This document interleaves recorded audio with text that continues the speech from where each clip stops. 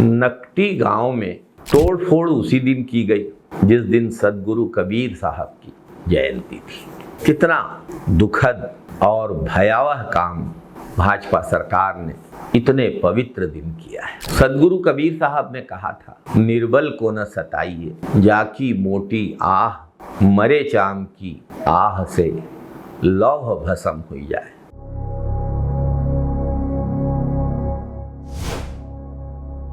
जो तुतारी होती है वो हल जोतने वाले जानवरों के पीछे लगती है। तुतारी एक लकड़ी की थोड़ी लंबी छड़ी होती है जिसके अंत में लोहे की दोनों तरफ नोक वाली तुतारी लगाई जाती है, ठोक दी जाती है और कई बार जानवरों के शरीर के पीछे का हिस्सा इस तुतारी के नोक से घायल हो जाता है, खून बहने लग जाता है, मक्खियां आके बैठती हैं, जानवरों को बहुत दुख होता है। सदगुरु कबीर साहब ने इसी को महसूस किया और कहा, निर्बल को न सताइए। अब वो हल जोतने वाला, नागर चलाने वाला, गाड़ी चलाने वाला जानवर निर्बल ही तो होता है, नाथ में बंधा होता है, लेकिन उसको दुख तो होता है। सदगुरु कबीर साहब ने इसी बात को कहा है कि मरे चाम की आह से, जब जानवर मर जाता है तो उसके चमड़े से धुकनी बनती है और उस धुकनी से लोहार लोहे को गर्म करता है और लोहा पिघल जाता है, भस्म हो जाता है। निर्बल को सताने का काम ही तो किया गया नकटी गांव में। नकटी के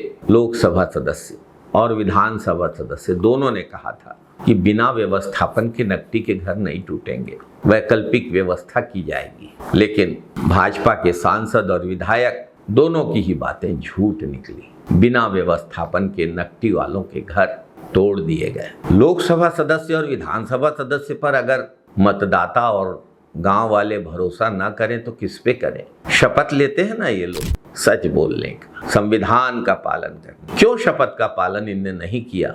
ये सवाल हर पीड़ित के मन में कौंध रहा है। न्यायपालिका के अनेक फैसले हैं, वर्षा काल में किसी को बेघर न किया जाए, और बिना व्यवस्थापन के बेघर करना तो और ज्यादा दुखद और ज्यादा शर्मनाक। नकटी की घटना देखकर आपको नहीं लगता कि इस घमंडी सरकार की नाक कट गई है? नकटी में 29 जून को की गई कार्यवाही नाक कटाने वाला काम है। किसकी किसकी नाक कटी है आप समझ रहे होंगे। एक सवाल सबके मन में नकटी के घटनाक्रम के बाद कौंध रहा है। हसदेव, केतेबासन, कमनार, बस्तर, सरगुजा, बीजापुर, हल्दा, देवरी, खपराडी, चंडी, हिरमी, रिजदा, मल्दी, मोपर, करमंडी, लिमाही, सुहेला बिटकुली, चिचोली के अदानी पावर प्लांट की बात हो या अदानी अंबुजा सीमेंट का मामला, श्री सीमेंट की बात हो या इमामी सीमेंट का मामला, मजदूरों के साथ कभी भाजपा सरकार नहीं खड़ी हुई। किसानों के लिए मुआवजा देने के लिए कभी भाजपा सरकार ने पहल नहीं की। किसी खदान का सीमांकन करती है, खदान मालिक के हितों को सुनिश्चित करने के लिए भाजपा सरकार काम करती है, लेकिन गांव वालों के श्मशान और गांव वालों के चरागन की जमीन की परवाह नहीं करती। नकटी में भी तो यही हुआ। पता नहीं आम लोगों ने, गरीबों ने, मजदूरों ने, किसानों ने भाजपा सरकार का बिगाड़ा क्या है, और इतने सारे लोगों को नाराज करने की भाजपा सरकार को कोई परवाह क्यों नहीं है? दरअसल ऐसा लगता है कि सत्ता के घमंड में भाजपा लोगों की परवाह करना भूल गई। ऐसा लगता है कि भाजपा ये समझ बैठी है कि लोग किसको वोट करेंगे हमें कोई फर्क नहीं पड़ता। ऐसा मानते हैं भाजपा के बड़े नेता।